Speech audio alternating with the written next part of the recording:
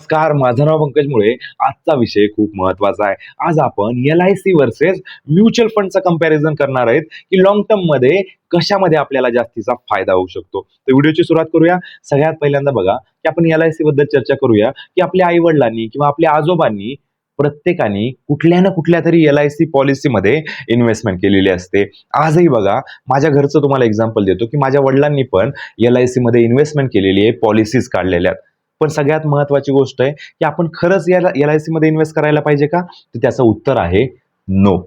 असं का म्हणतोय मी? कारण की बघा, LIC आणि इन्शुरन्स हे दोन पार्ट वेगळे आहेत. ठीक आहे. एक इन्व्हेस्टमेंटचा पार्ट आहे आणि एक इन्शुरन्सचा पार्ट आहे. तर इन्शुरन्स असला पाहिजे का? तर 100% असला पाहिजे. कारण की आपण बाईकचा करतो, कारचा इन्शुरन्स करतो. तो कंपल्सरी असल्यामुळे आपण करतो, पण स्वतःचा इन्शुरन्स जो आहे तो आपण करत नाहीये. तर आपला स्वतःचा टर्म प्लॅन असणं खूप महत्वाचं आहे.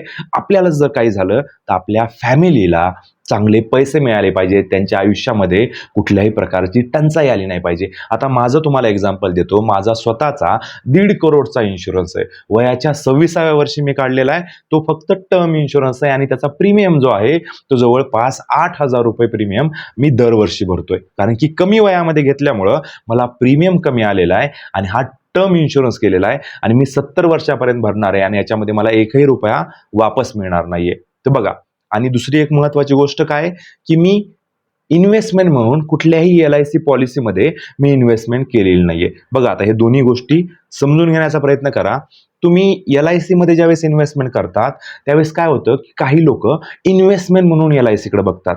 तर हा दृष्टिकोनच चुकीचा आहे. कारण की LICचे जे रिटर्न आहेत इयर ऑन इयरचे, ते जर बघितले आपण, ते जवळपास 4% ते 6% मध्ये.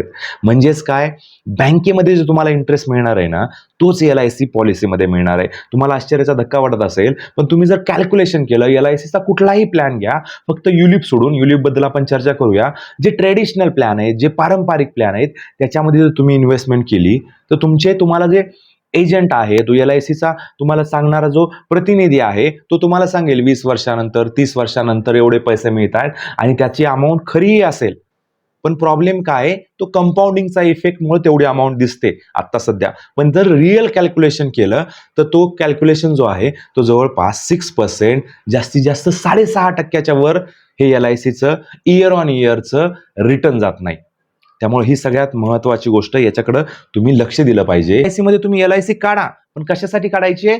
टर्म प्लॅनसाठी, माझ्या स्वतःच्या इन्शुरन्ससाठी, माझ्या घरच्यांच्या इन्शुरन्ससाठी. हेल्थ इन्शुरन्स सुद्धा तुम्ही काढू शकता LIC कडनं. फक्त इन्व्हेस्टमेंट म्हणून LIC कडे बघणं म्हणजे काय, की तुमच्या पैशाची जी ग्रोथ आहे ती निगेटिव्ह मध्ये जाणं आहे.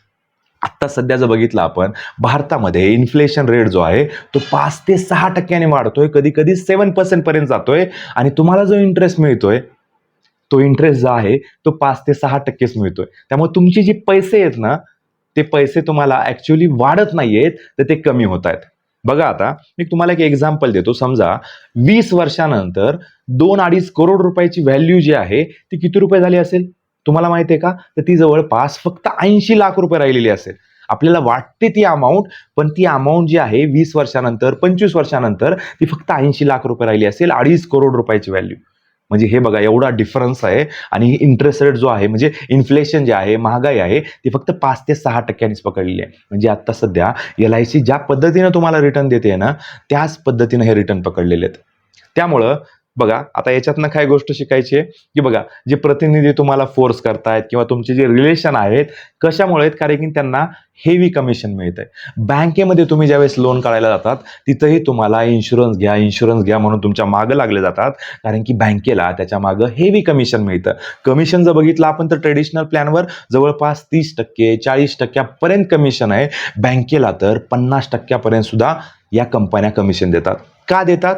कारण की हा प्रोडक्ट जो आहे तो, म्हणजे ही जो बिझनेस आहे इन्शुरन्सचा, हा खूप प्रॉफिटेबल आहे. त्यामुळं पहिल्या वर्षीचा, आता प्रायव्हेटमध्ये ज्यावेळेस आपण इन्व्हेस्टमेंट म्हणून इन्शुरन्स प्लॅनमध्ये एखाद्या इन्व्हेस्टमेंट करतो, आता बघा, हे LICचं मी तुम्हाला एक्झाम्पल देतोय फेमस असल्यामुळं, पण तुम्ही कुठलंही घ्या, ICICI घ्या, मेट लाईफ घ्या, त्याच्यानंतर ॲक्सिसचा हेल्थ इन्शुरन्स घ्या, आपलं इन्व्हेस्टमेंट प्लॅन घ्या, SBIचा इन्व्हेस्टमेंट प्लॅन घ्या, कुठल्याही फ्युचर जनरलीचा घ्या, कुठल्याही प्रायव्हेट कंपनीचा ज्यावेळेस तुम्ही इन्शुरन्स प्लॅन घेता इन्व्हेस्टमेंटसाठी, त्यावेळेस त्याचा ॲन्युअल रिटर्न जर बघितला आपण तर 6.5 जास्तीत जास्त कुठली कंपनी असेल तर 7% वर तर कुणी देत नाही.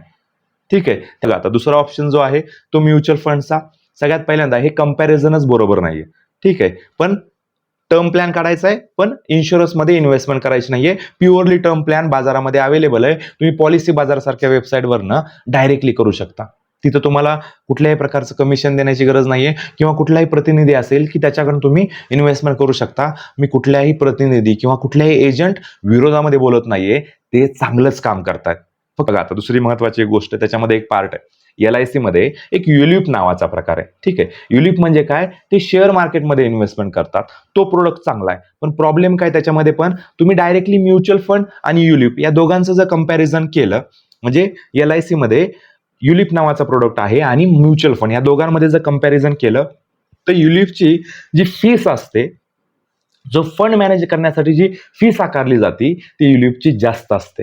म्हणजेच काय तेही पैसे शेअर मार्केटमध्ये इन्व्हेस्ट करतायत आणि म्युच्युअल फंडचे पैसे सुद्धा शेअर मार्केटमध्ये इन्व्हेस्ट होत आहेत. पण म्युच्युअल फंडमध्ये जो लागणारा एक्सपेन्स रेशो आहे जी फीस आहे ती कमी आहे. पण त्याच ठिकाणी LIC मध्ये ज्यावेळेस तुम्ही युलिप बाय करता तिथं एक्सपेन्स रेशो जास्त असतो आणि तुमच्याकडनं ऍडिशनल इन्शुरन्सचे सुद्धा पैसे घेतले जातात. आणि बघा आता सगळ्यात महत्वाची गोष्ट येते की म्युच्युअल फंड.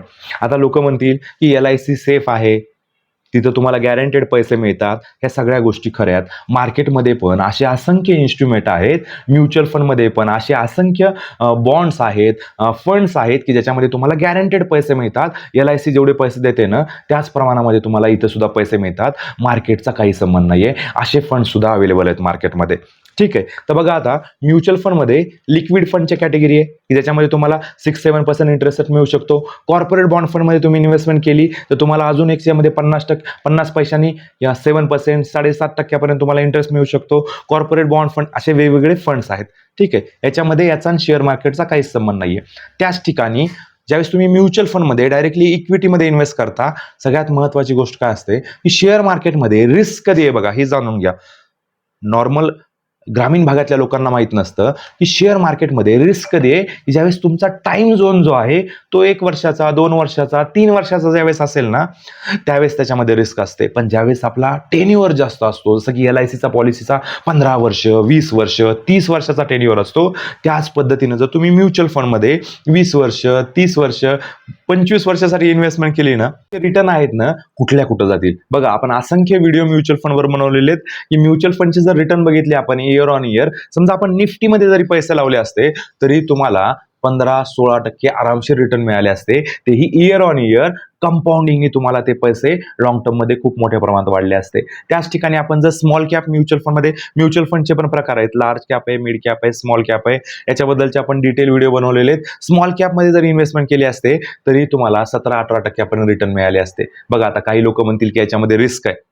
ठीक आहे. याच्यामध्ये पण काही कॅटेगरी आहेत जसं की बघितलं आपण balance advantage category. Balance advantage मध्ये काय ज्यावेळेस आपण पैसे इन्व्हेस्ट करतो काही पोर्शन जो आहे तो इक्विटी मार्केटमध्ये लागतो आणि काही पोर्शन आहे तो डेट मार्केटमध्ये लागतो. तर या दोघांचं कॉम्बिनेशन जर बघितलं आपण तर फंड मॅनेजर काय करतो की जर इक्विटी मार्केटमध्ये त्याला जर अपॉर्च्युनिटी वाटली तिथं पैसे इन्व्हेस्ट करतो. त्याला जर वाटलं की इक्विटी मार्केटमध्ये पैसे बनत नाहीयेत तर तो डेट मार्केटमध्ये टाकतो. तर या पद्धतीचे सिक्युअर सुद्धा फंड आहेत की ज्याच्यामध्ये रिस्क कमी आहे. तर तुम्हाला जर लॉंग टर्मचे इन्व्हेस्ट करायचे तर बॅलन्स ॲडव्हान्टेज कॅटेगरी सुद्धा आहे. दुसरं एक महत्वाचे बघा ॲसेट ॲलोकेशन फंड्स आहेत. ठीक आहे. मल्टी ॲसेट ॲलोकेशन याच्यामध्ये काय तुमचे पैसे जे आहेत ते शेअर मार्केटमध्ये पण इन्व्हेस्ट केले जातात. त्याच्यानंतर तुमचे पैसे जे आहेत ते डेटमध्ये म्हणजेच गव्हर्नमेंट सिक्युरिटीजमध्ये ज्याच्यामध्ये आपल्याला गॅरंटेड रिटर्न मिळू शकतात आणि त्याच ठिकाणी तुमचे पैसे गोल्ड आणि सिल्वरमध्ये पण इन्व्हेस्ट केले जातात. म्हणजे ह्या तिन्ही कॅटेगरीमध्ये तुम्हाला पैसे मिळू शकतात. त्यामुळंच लॉंग टर्मच्या इन्व्हेस्टमेंटसाठी आणि इन्व्हेस्टमेंटच्या पर्पजसाठी तुम्ही म्युच्युअल फंडमध्ये इन्व्हेस्टमेंट करू शकता. म्युच्युअल फंडमध्ये वेगवेगळ्या ॲसेट क्लासमध्ये इन्व्हेस्ट करा तुम्ही. जसं की बघायला गेलं आपण काही पैसे तुमचे म्युच्युअल फंडमध्ये लावा, इक्विटी फंडमध्ये, काही बॅलन्स ॲडव्हान्टेजमध्ये लावा, काही तुमचे रिअल इस्टेटमध्ये लावा, काही तुमचे गोल्ड सिल्वर ETF मध्ये इन्व्हेस्टमेंट करा. अशा पद्धतीनं तुम्ही ज्यावेळेस मल्टी ॲसेटमध्ये वेगवेगळ्या ॲसेटमध्ये इन्व्हेस्ट करता त्यावर तुम्हाला लॉंग टर्ममध्ये तुमची रिस्क मिनिमाइज होते आणि तुम्हाला चांगला प्रकारचा नफा मिळू शकतो. फक्त हा व्हिडिओ बनवण्याचा दृष्टिकोन हा आहे की तुम्ही इन्व्हेस्टमेंट म्हणून किंवा कुठल्याही बँकेच्या दबावामध्ये न येता फक्त तुम्ही टर्म प्लॅन बाय करणं महत्वाचं आहे, हेल्थ इन्शुरन्स बाय करणं महत्वाचं आहे. हे 2 प्रोडक्ट खूप महत्वाचे आहेत की तुमचा टर्म प्लॅन असलाच पाहिजे आपल्याला जर काही झालं तर आपल्या फॅमिलीला त्याचा फटका बसतो. एक एक्झाम्पल देतो. माझ्या जवळचा एक मित्र आहे, त्याचा भाऊ एक्सपायर झाला आणि त्याची फॅमिली जी आहे ती रस्त्यावर आलेली आहे. का? कारण की त्याच्याकडे इन्शुरन्स नाही. आणि जर त्याकडे इन्शुरन्स असता 1 करोडचा, 1.5 करोडचा, तर आज त्याची 2 मुलं, त्याची बायको म्हणा, ही सगळी फॅमिली जी आहे ती सेटल झाली असती. म्हणजेच काय, त्याचा जो इमोशनल लॉस होणार आहे तो होणारच आहे, पण आर्थिक लॉस जो आहे तो त्याचा झाला नसता. त्यामुळे टर्म प्लॅन असणं खूप महत्त्वाचं आहे. टर्म प्लॅन घेतल्यानंतर बघा की तुम्हाला एकदम फ्री वाटेल, की तुम्हाला एकदम रिलॅक्स वाटेल. मी त्याचा अनुभव करतोय की टर्म प्लॅन खूप महत्त्वाचा आहे. आणि हेल्थ इन्शुरन्स पण बघा, कुठल्याही प्रकारचा आजार झाला किंवा कुठल्याही प्रकारचा रोग झाला तर हेल्थ इन्शुरन्स कामाला येतो. कारण की ॲडमिट झाल्यानंतर 5 ते 6 लाखाचं बिल कुठंही गेलेलं नाही आहे. आणि चांगल्या प्रकारची जर ट्रीटमेंट पाहिजे असेल तर 10 ते 15 लाखाचं बिल होऊ शकतं. त्यामुळं आपली सगळी सेव्हिंग जी आहे ती याच्यामध्ये जाऊ शकते. त्यामुळं आपला ज्यावेळेस इन्व्हेस्टमेंट करायची आहे ना, त्यावेळेस हे सगळं फॉलो करणं गरजेचं आहे. टर्म प्लॅन पाहिजे, हेल्थ इन्शुरन्स पाहिजे, म्युच्युअल फंडमध्ये इन्व्हेस्टमेंट पाहिजे, काही स्टॉकमध्ये पाहिजे, काही गोल्डमध्ये पाहिजे, काही सिल्वरमध्ये पाहिजे. ज्यांना गोल्ड सिल्वरमध्ये करायचे त्यांनी ETF मध्ये करा. ठीक आहे, त्याच्याबद्दलचा व्हिडिओ बनवलेला आहे. कुठले स्टॉक घ्यायचे, कशा पद्धतीने म्युच्युअल फंड सिलेक्ट करायचा आहे, SIP डेट कशा पद्धतीने लावायचे, कशा पद्धतीने ॲसेट ॲलोकेशन करायचं आहे, या सगळ्या गोष्टींचे डिटेल व्हिडिओ आपल्या चॅनलवर आहेत. तर अशाच पद्धतीनं लॉंग टर्मच्या इन्व्हेस्टमेंटसाठी चॅनलला नक्कीच सबस्क्राईब करा. डिटेलमध्ये तुम्हाला नॉलेज देण्याचा प्रयत्न राहील. एकदम जेन्युइन नॉलेज असणार आहे. कुठल्याही प्रकारचा याच्यामध्ये स्पॉन्सर व्हिडिओ नाही आहे. एकदम तुम्हाला मी करेक्ट माहिती दिलेली आहे. तर अशा पद्धतीनं तुमच्या मित्रपरिवाराला हा व्हिडिओ नक्की शेअर करा आणि चॅनलला तुम्ही जरूर सबस्क्राईब करा. धन्यवाद.